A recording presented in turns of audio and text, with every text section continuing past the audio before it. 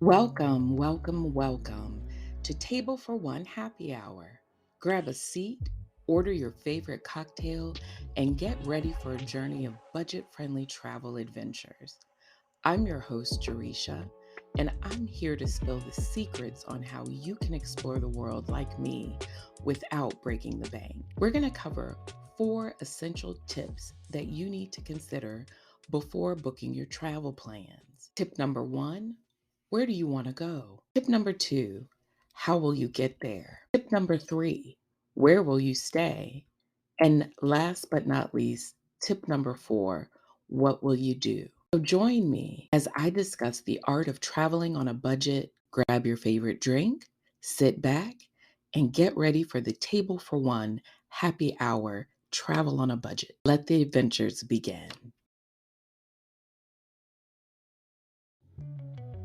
I was inspired to do a happy hour segment on how I travel on a budget because I just got back from Puerto Rico and I'm headed to California in a month. I stay on the go. My personal goal is to travel at least once a quarter, 2 of those trips being within the United States and 2 of those trips being outside of the United States. I am by no means someone with a lot of means, but I do find it enjoyable and possible to travel pretty regularly on a very thin dime. So sit back. I'm going to share with you some of the things that work for me. This segment is going to be about the things that you need to do before you consider booking a trip.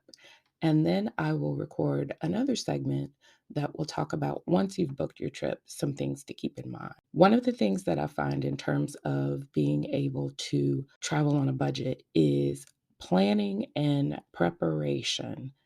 Those 2 things make it a lot easier to find a trip that will fit into my budget and will also include all the things that I'd like to do when I travel. So, first thing is you have to decide where you're going and when you might want to go and how long you're going to be gone on the trip. Some of the things that I keep in mind when I start to figure out where I want to go is, first of all, I have to decide what interests I have, preferences that I have, and specific attractions or experiences that I hope to have when I go on the trip. And then I research destinations that align with those interests and create a list for myself, usually at the beginning of the year, of potential places that I'd like to go.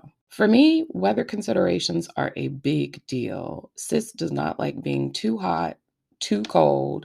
Humidity and I are not friends. So I look at the weather in different areas in different seasons. I determine what type of vacation am I looking for. A warm, sunny, beach filled vacation, or am I looking for cooler climates, sweater time, wrapping up in blankets, fires, and hot chocolate? I also consider factors such as what's the rainy season like, how humid does it get in the area, and are there extreme temperatures or extreme weather conditions like hurricane seasons, tornadoes, tsunamis, etc. You have to keep in mind that weather conditions vary significantly from one season to another, so it can greatly impact your travel experience if you are in a location at the wrong time of year. I keep in mind in terms of crowds and peak season. I take into account how popular an area is at different times of the year. Some places experience peak seasons when there's a bunch of tourists there, while others tend to have off peak periods where there's fewer crowds, but still favorable conditions for travel. So you have to decide how busy of a vacation do you want? Do you want one that's full of people and it's vibrant and it's loud and it's lively? Or are you looking for a more tranquil and chill experience? I like to do activities when I go on trips. So I like to research the activities and attractions that are available at the destinations during different seasons. So some destinations offer unique festivals, events, or outdoor activities that are specific to certain times of year. So determine if there's any must-see activities or experiences that align with your interest, and then you can factor them into your decision making as you decide when and where you'd like to go. A big one for me is cost difference. There is a cost difference between traveling in peak season and off peak season. And this can impact the price of accommodations, airfare, and even the cost of activities or attractions. So be willing to adjust your travel dates if you want to take advantage of lower prices that are available in the off peak season. So, when considering how long you want to stay and when you might want to travel, you want to consider things such as how much time you have off to travel. Are there cheaper days to travel? And what are the price differences between perhaps traveling on the weekends or weekdays, and what the prices and accommodations may be as well? So, in terms of time off, for me, after having retired, I have a lot more flexibility in my schedule to be able to travel when I want to, which I am blessed to have, and I'm very grateful for that.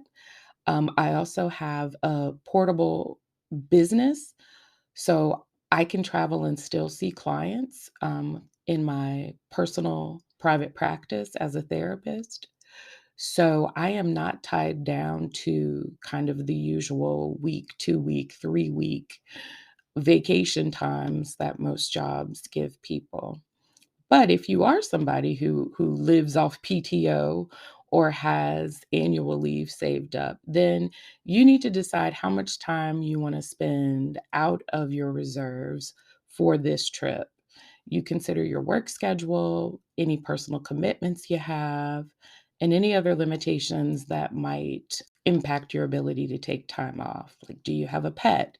And how much are you willing to pay for boarding that pet if you don't have anybody to watch them? Do you have children? And what will the babysitting costs be?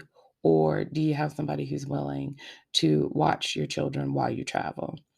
This kind of helps you determine the duration of your trip and whether it's going to be a weekend getaway versus a week long vacation or even an extended adventure. When it comes to booking flights, keep an eye out for cheaper travel days. Most places that you use online to book flights will have a travel calendar where you can see throughout the month what the prices are if you fly out on different days during the month. In general, weekdays tend to have lower airfare prices compared to weekends. So, flying on a Tuesday, Wednesday, or Thursday can result in better deals. If your schedule allows, consider adjusting your travel dates so that you could take advantage of these cheaper travel days. In addition to flights, consider what the price difference would be for accommodations between weekdays and weekends. Hotels and vacation rentals may offer discounted rates during the weekdays, especially if they are trying to cater to more people who may be traveling for business.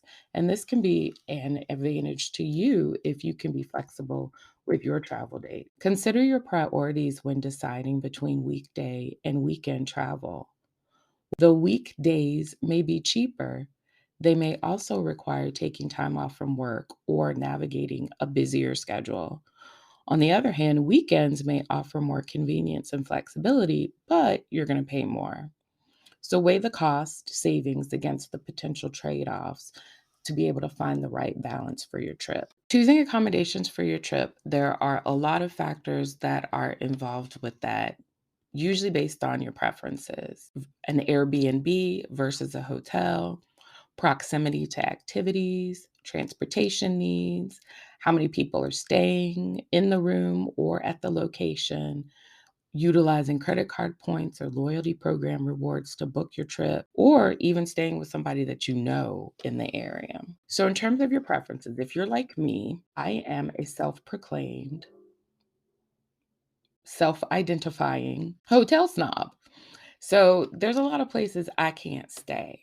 For instance, if the door to the room leads you straight outside, I can't stay there. If there's a bedspread on the bed instead of a down comforter or a duvet, I can't stay there. I have a whole list of little idiosyncratic needs that I have. It's a surprise that I even ever leave my house to go travel. So if you're like me and you have your preferences, then you have to kind of consider, do you prefer the comfort and amenities of a hotel versus a homey feel of something like an Airbnb? Each option has its advantages and drawbacks. Hotels often provide services and amenities such as room service, they have a concierge, they may have on site facilities like restaurants or gyms. Whereas an Airbnb offers a more localized experience with a chance to stay in a really cute, unique property and to really engage in the area like a local. Evaluate how close you want to be to the activities and attractions that you want to explore. So determine whether you prefer to stay within walking distance, a short Uber or taxi ride away, or if you feel comfortable braving public transportation. Think about your transportation needs in general. Will you be relying solely on public transportation? Are you thinking of renting a car? Are you going to use ride sharing services like Uber or Lyft? Or is walking going to be your way of getting around?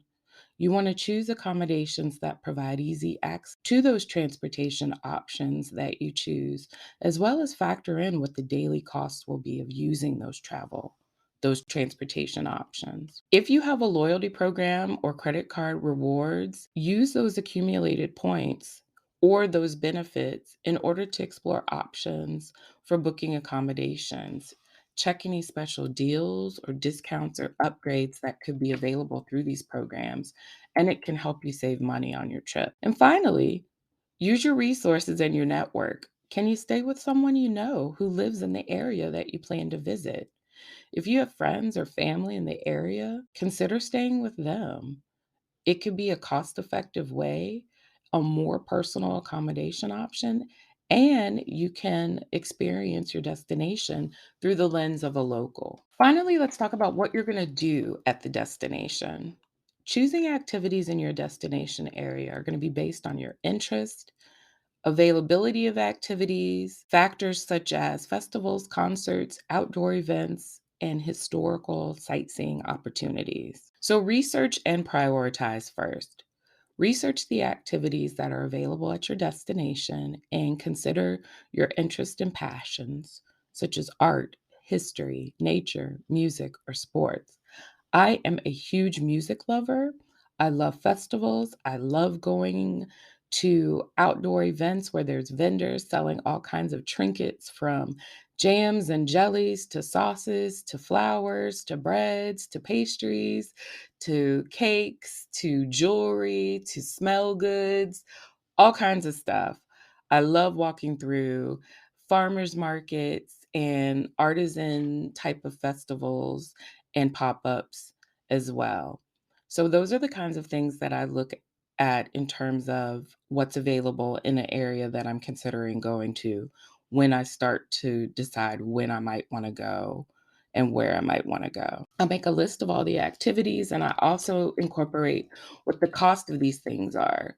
Once again, prioritizing the free 99 events first, and then looking at lower cost items, and then maybe more expensive activities. You have to determine if you're going to need to purchase tickets in advance for any of these activities, if you may need to reserve spots if you're going on a tour. Popular events or attractions may require that you have to pre book to secure a spot and prepay. So visit the official websites, the ticketing platforms, or contact the organizers to gather more information about ticket availability, pricing, and any discounts or packages that could be available. One aside, you may also want to make sure if these are folks that have events that will be running on time or not. Not everybody runs on CP time. So there has been many times I have booked an event and miscalculated my time and they left without me. And I ended up having to try to get my money back for that. So if it's a travel tour or something where you're in a bus with other people, you want to plan to be there early, or you want to contact them to let them know where you're located and try to figure out what the estimated time of travel will be for you to get from where you're staying to where the pickup spot is so that you don't get left. Cost considerations. Of course, we're trying to travel on a budget, so we're always keeping track of the coins. You want to evaluate the costs that are associated with the activities that you wish to engage in. Some activities are going to have admission fees or ticket prices, and others are going to be free. So you may want to try to have a balance between free items as well as maybe splurging on a couple of tickets that are of higher prices.